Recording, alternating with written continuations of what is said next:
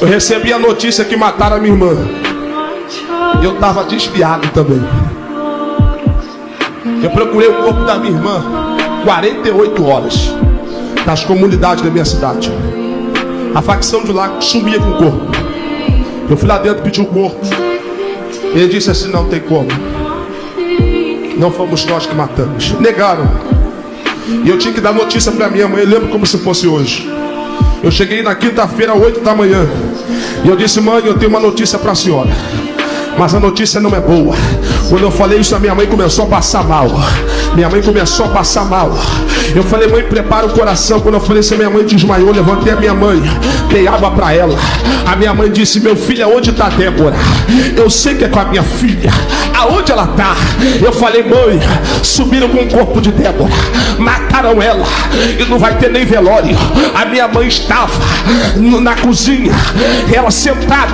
Pastor Marcos, ela se levantou e se trancou no quarto, 8 da manhã. Eu lembro como se fosse hoje. A minha mãe no quarto gritava.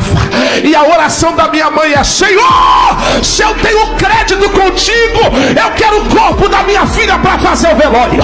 Minha mãe começou a orar 8 da manhã. E a oração da minha mãe era: eu quero o corpo da minha filha para fazer o velório. A minha mãe começou a orar 8. Deu 8, tá minha mãe orando. Deu 9, tá minha mãe orando. Deu 10 da manhã, tá minha mãe orando. Meio-dia, tá minha mãe orando: Senhor, eu quero o corpo da minha filha para fazer o velório.